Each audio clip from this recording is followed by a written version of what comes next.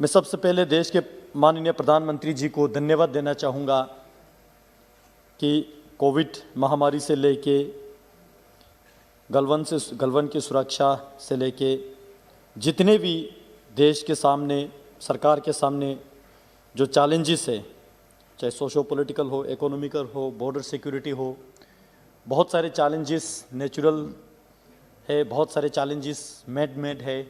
तो इन सब के आगे देश के प्रधानमंत्री जी ने 56 इंच का सीना तान के आगे बढ़ने का जो काम किया, उसके लिए मैं पूरे देशवासियों की ओर से माननीय प्रधानमंत्री जी को नमन करना चाहता हूं। अध्यक्ष जी,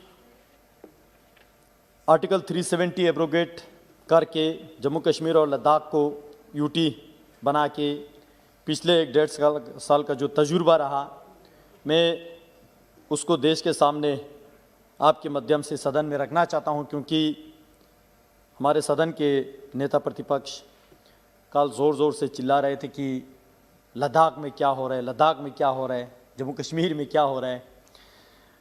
सर, लद्दाख में क्या हो रहा है, मैं कुछ सूची में ध्यान आकर्षित करना चाहता हूं। देश के इतिहास में पहली बार यूनियन टेरिटरी बनने के बाद लेह और कारगिल को मिला के 2019 से 2020, 2020 से 2021 तक यूनियन बजट में हमें 7,000 करोड़ जो मिला, 2021 और 2022 में 5,958 करोड़ जो है इस बजट में जो प्रपोज किया। कुल मिला के यूटी बनने से अभी तक लद्दाख के 2 डिस्ट्रिक्ट के लिए 13,000 करोड़ जो है बजट में देने का काम इस मोदी सरकार ने किया है, जो अपने आप में एक इतिहास है। मैं एमपी बनने से पहले लद्दाख ऑटोनोमस हिल डेवलपमेंट काउंसिल का 6 महीने का मुझे चेयरमैन के रूप में काम करने का मौका मिला। तब हमारा ऑटोनोमस काउंसिल का बजट केवल 55 करोड़ ही होते थे, और उस 55 करोड़ में पूरे डिस्ट्रिक्ट जो कि 45,000 स्क्वायर किलोमीटर का एरिया है, उसमें सभी डिपार्टमेंट्स को चलाना, आधे से ज़्यादा पोर्शन सैलरी में जाते थे। लेकिन उस काउंसिल के बजट को 4 गुना बढ़ा के देश के प्रधानमंत्री ने 232.41 करोड़ दे के दोनों काउंसिल को फाइनेंशियली एम्पावर किया। और साथ ही साथ जम्मू कश्मीर रीऑर्गेनाइजेशन होने के बाद अब लद्दाख ऑटोनोमस हिल डेवलपमेंट काउंसिल लेह और कारगिल दोनों गवर्नमेंट ऑफ इंडिया के साथ डायरेक्टली जुड़ा है। तो लद्दाख ऑटोनोमस हिल डेवलपमेंट काउंसिल के एक्ट अमेंडमेंट करके लद्दाख वालों के एस्पिरेशन को ध्यान में रखते हुए लद्दाख की ज़मीन को लेके, इन्वायरमेंट को लेके, एम्प्लॉयमेंट को लेके, कल्चरल आइडेंटिटी को लेके 6 शेड्यूल में जो डिस्ट्रिक्ट आते हैं उससे भी ज़्यादा कॉन्स्टिट्यूशनल सेफगार्ड देने का बात हमारे होम मिनिस्टर साहब ने हमें आश्वासन दिया। मैं उसके लिए माननीय मोदी सरकार को बहुत बहुत धन्यवाद देना चाहता हूँ। अध्यक्ष जी, हर डेवलपमेंट का बुनियाद जो है एजुकेशन होते हैं। मैं पिछली बार जब 370 पे बोल रहा था तब मैंने चिल्ला के बोला कि एजुकेशन पे पिछले 70 साल हमें कितना वंचित रखा, लेकिन तब से लेके आज तक एजुकेशन सेक्टर में माननीय मोदी जी ने लद्दाख यूनिवर्सिटी देने के काम किया, और यूनिवर्सिटी आज चल रहा है। 2 डिग्री कॉलेजेस लद्दाख में दिया, डीम यूनिवर्सिटी का स्टेटस CIBS को दिया, national skill training institute Ladakh में दिया, फूड क्राफ्ट इंस्टीट्यूट लेह को अपग्रेड करके इंस्टीट्यूट ऑफ होटल मैनेजमेंट बनाने का काम मोदी सरकार ने किया। उसी तरह 20 स्कूल में NCC का जो यूनिट खोलने का निर्णय लिया। उसी तरह कारगिल में इंजीनियरिंग कॉलेज खोलने का जो डिसीजन लिया। इसी बजट में लद्दाख के लिए central university of Ladakh Leh में बनाने का जो घोषणा किया, इतने मेजर स्टेप जो है इसी 1 साल में हमें देखने को मिला। इसके लिए मैं माननीय मोदी जी के सरकार को धन्यवाद देता हूं जी। हेल्थ सेक्टर के मैं थोड़ा बात करूं, लद्दाख बहुत सारे एरिया बड़ा है, बर्फीला क्षेत्र है, दुर्गम है, दुर्लभ है, बहुत सारे सब डिवीजन एरिया जो है डिस्ट्रिक्ट हेडक्वार्टर से कट ऑफ रहते हैं, जैसे कि ज़ांस्कार, न्यूमा, टंगसे। इन एरियाओं में टेलीमेडिसिन के द्वारा लोगों को हेल्थ फैसिलिटीज प्रोवाइड करने का काम यह सरकार ने किया, हम धन्यवाद देते हैं। लद्दाख के लिए 1 मेडिकल कॉलेज सैंक्शन किया, हम धन्यवाद देते हैं। नेशनल इंस्टीट्यूट ऑफ सोआ रिगपा आयुष मंत्रालय के द्वारा लद्दाख में बनाने का जो निर्णय हुआ, घोषणा हुआ, हम धन्यवाद देते हैं।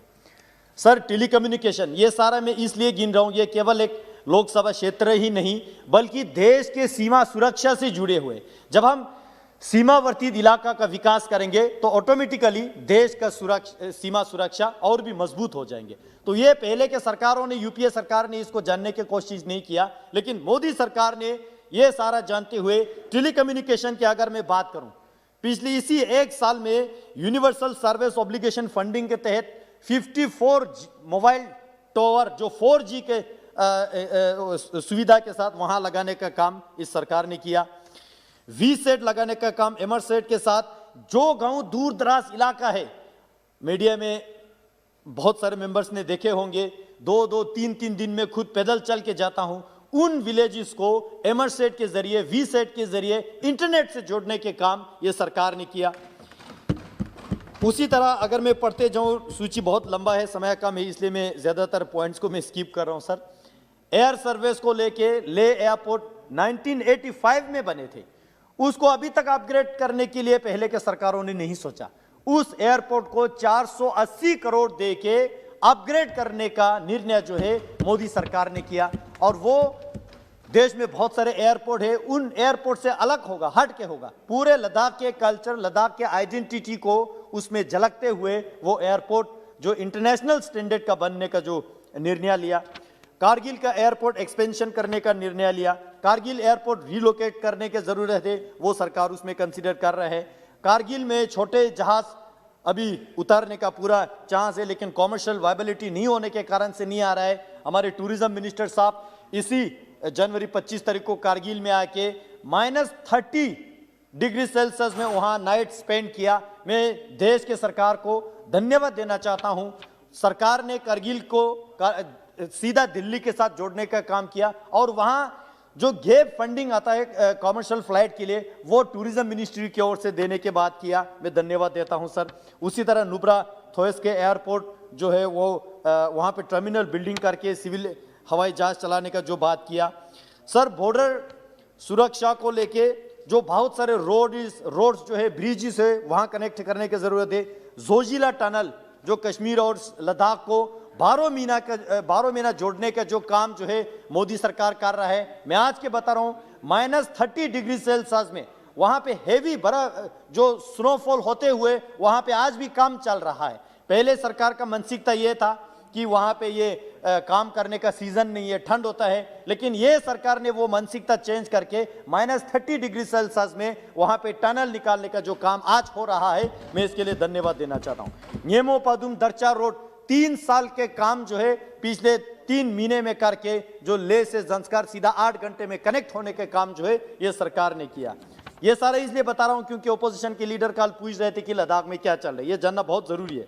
Sir, Shinkula tunnel, Taklangla tunnel, Lachungla tunnel, सारा डीपीआर बनने का काम हुआ है। मैं मोटे मोटे पॉइंट पढ़ रहा हूं सर। उसी तरह टूरिज्म को लेके बहुत सारे जो विस्तार कर रहा है, होम स्टे को प्रमोट कर रहे हैं, नया ट्रैकिंग रूट्स खोल रहा है, नया जो है कारगिल को टूरिज्म की दृष्टि से प्रमोट करना बहुत आवश्यकता है, वो हो रहा है।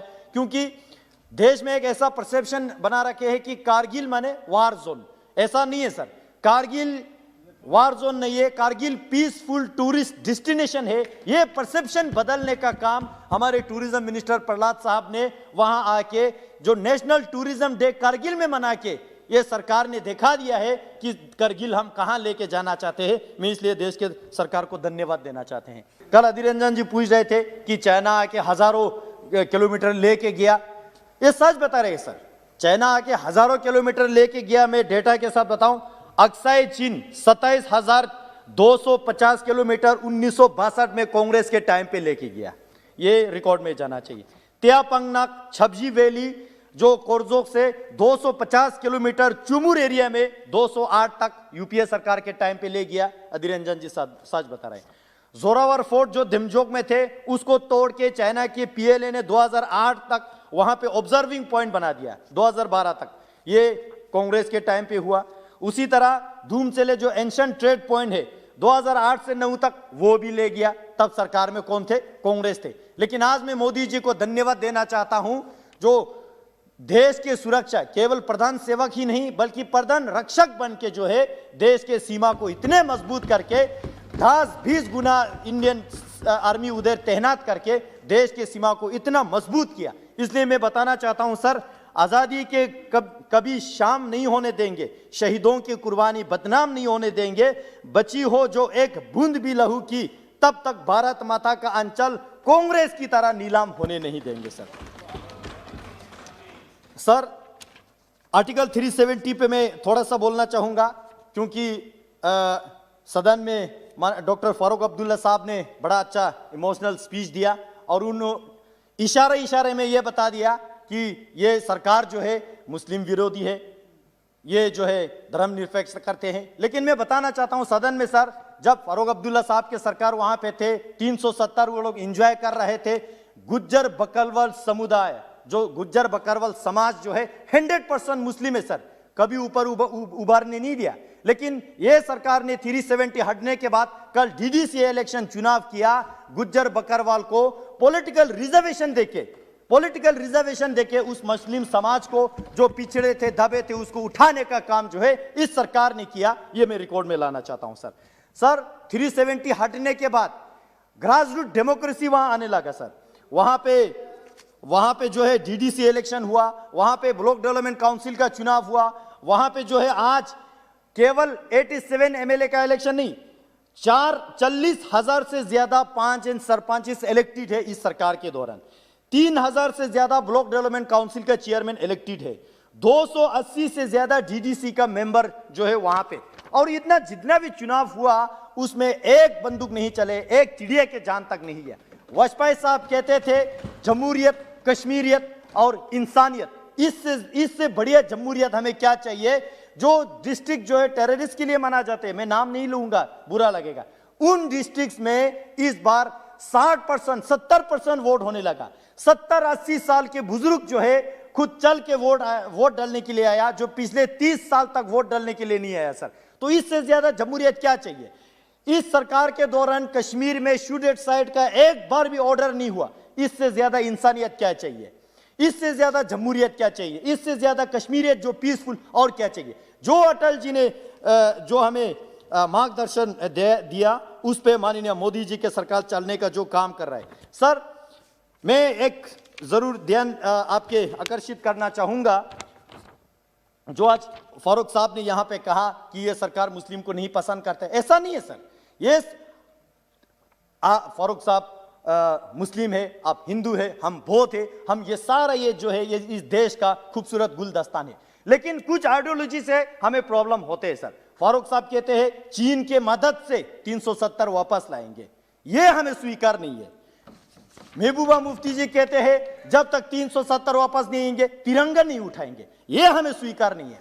कारगिल में कांग्रेस का काउंसलर कहते हैं आधा लद्दाख यानी लेह डिस्ट्रिक्ट कांग्रेस चाइना को दे देना चाहिए, ये हमें स्वीकार नहीं है। ऐसा विचारधारा जो है हमें स्वीकार नहीं है, इसलिए जो है ऐसे विचारधाराओं के साथ हम अंतर करते हैं। अन्यथा देश के मुसलमान के साथ, देश की क्रिश्चियन के साथ, देश में जितने भी लोग रहते हैं किसी के साथ हमें प्रॉब्लम नहीं है। इस देश का नारा है सबका साथ, सबका विकास और सबका विश्वास। आपने मुझे समय दिया बोलने के लिए, तो और भी बहुत सारे हैं जो anti corruption bureau Jammu Kashmir में लगा के, रोशनी एक्ट में जमीन घोटाला कितना हुआ, क्रिकेट में कितना घोटाला हुआ, वो सारा धीरे धीरे बाहर आ रहा है सर। कस्टोडियन और इवैक्यू प्रॉपर्टी एक्ट खत्म करने की जरूरत है। मैं आपके माध्यम से सरकार के ध्यान आकर्षित करना चाहूंगा। बहुत बहुत धन्यवाद सर। कहने के लिए तो बहुत कुछ है लेकिन समय के कमी, आपने मुझे बहुत समय दिया। बहुत बहुत धन्यवाद जी।